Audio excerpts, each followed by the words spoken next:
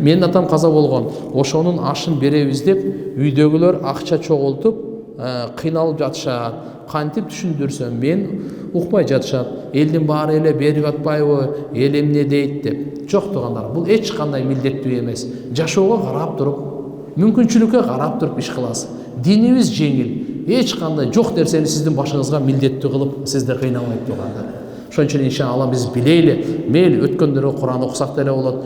Мүмкүнчүлүк болсо ашын берип коюңуз, бирок андай эле, мисалы, мойнуңузда фарз важип, жоксо бир сүннөттөй бир милдет эмес да булчу. Асыр намазына жетишпей калсак, 2 ракааттын жамаат менен окусак, зам сүрө окулабы? Алла сизден разы болсун. Ооба. 2 рекетти имам менен окудуңуз, туруп, биринчи, экинчи рекетти имамга жетпей калгансызда, ага Фатиханы окуйсуз дагы, амин деп ичиңизден айтып, анан дагы зам сүрө окуйсуз. 2 рекетке зам сүрө кошосуз. Так.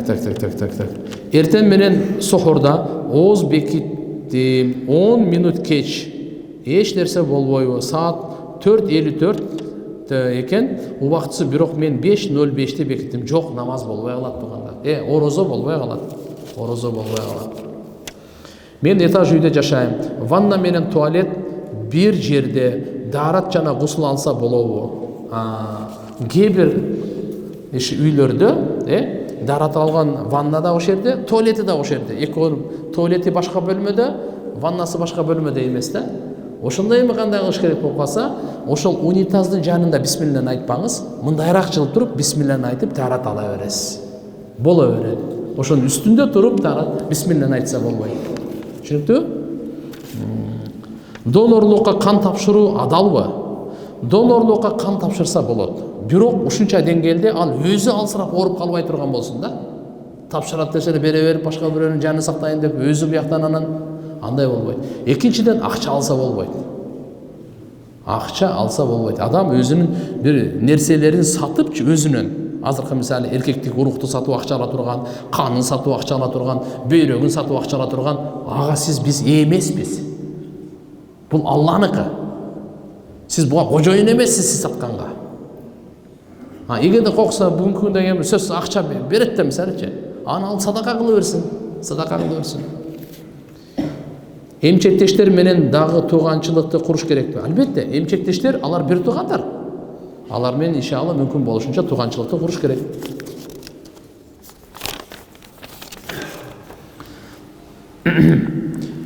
Бизде зекет тууралуу суроолор бар эле. Бир тууган карындашына жана иниме зекет өтөт. Карындашыңызга да иниңизге зекетиңизди берсеңиз болот. Кээде намаз окуйт, бир аз кайра эле арак ичип алат, байкем, зекет өтөт. Мусулман, мындай караңыздар, мусулман эле болсо зекет өтөт. Биринчи шарты. Кимге берип атканыңыз, мусулман эмес болсо зекетиңиз өтпөйт. Түшүнүктүбү? Мейли, намаз окуган, арак ичпегенге ал жакшыраак. Бирок намаз окубаган дагы мусулманга зекетиңиз берсеңиз өтөт. Арак ичкен кишиге дагы берсеңиз өтөт. Биздин мазхабта. Кээ бир мазхабтарда арак ичкен кишиге зекет берсең өтпөйт. Менден карызы бар адамга зекетти берсе өтөбү? Өтөт.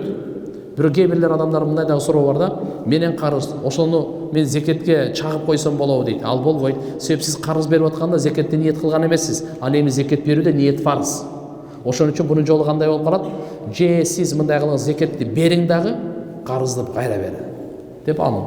Же болбосо ал карызыңызды берсин, сиз зекет берип коюң. Зекет менен ниет керек. Аялы бар, 4 бала кызы бар, ата энеси бар, күйөөсү көп ичет, намаз окушпайт, зекет өтөт. Албетте иншалла карап бир аларга бир сиз кичине мындай даават айтып неме кылып коюңуз да. Фираундун сөөгүн жер кабыл албай койгонбу? Фираундун сөөгүн жер кабыл албай койгон. Алла Таала сактап коебуз кыямат күнгө чейин деп койгон үлгү кылып. Азыркы учурда сөөгү кайда? Азыркы учурда сөөгү жердин үстүндө. Муса алейхиссалам канча жашында каза болгон? Фираун 1000 жыл жашаган деп укканбыз. Жо, Фираун 1000 жыл жашаган эмес. Муса алейхиссалам канча жашаган, кандай болгон сабактуу учурунда Кудай кааласа келет, ага сиздерге айтып беребиз. Келинчегим менин апамды апа десе карындашымдай болуп калабы? Бир тууган дейт. келіншегіңіз сіздің апаңызды апам десе екеуіңер бір туғандай болып қалбайсыңар, андай емес ал. Бізде ақсақалдардың барлығы ата деп жүрбейбіз бе, тура? Ана ата болып кені. Жоқ. Андай емес ал. Ал урмат сый менен апа деп мысалы жақсы сөз болады. Ешқандай андай менен неме болып қалбайды. Менің апам десе де ештеңе болбайды. Пайғамбарымыздың медицинасынан кантип чач өстүрсө болот дейт. Эми бул бардык Алладан го, бирок неме болуп көрөт, тымин менен, хижама менен пайгамбарыбыздын медициналарынан дем салдырып көрүңүз. Устаз, рассрочкага телефон алса болобу? Болот. Мен 22 жаштамын. Илим алайынбы же үйлөнөйүнбү? Биринчи илим алыңыз, анан үйлөнөсүз. Айыз этеккердин мөөнөтү 3 күндөн 10 күнгө чейин. Экинчи такайга жетпей, 15 күндө жетпей, кайра келет. Калпаса, орозо кармайбызбы, кандай болот? Намаз окуйбузбу? Айыз эң аз убактысы 3 күн болот, эң көп 10 күн болот. 10 күндөн ашыктагы эгерде айызы келе турган болсо, аны истихаза деп коет, ал айыздын эсебинде эмес. Гусул кылып, намаз окуй берет, орозо кармай берет. Тазалыктын мөөнөтү 15 күн болот. 15 күн болот. 15 күн ичинде келип калган болсо, ал болбой калат. Мисалы ошон үчүн 15 күн минимум, ал 15 күн тазалык болот ошон үчүн. Аны оорулуу кан дейбиз, оорулуу күндөр дейбиз дагы, ал эсепке алынбайт дагы, 5 вакыт намаз окуй берет кадимкидей эле, орозо кармай берет. Албетте айызы келген учурда, нифаста төрөгөндөн кийин алар орозо кармабайт, намазды окубайт. Бирок билип коюңуз, орозонун казасын кийин кармап берет, намаздын казасын окубайт.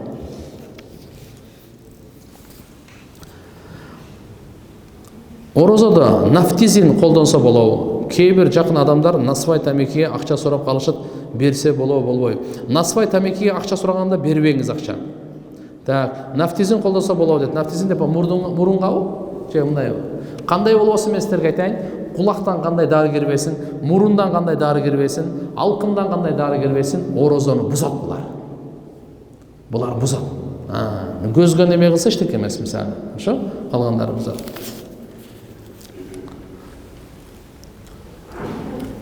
Мен окуганды билбейм, бирок жамаат менен намаз окуп жүрөм.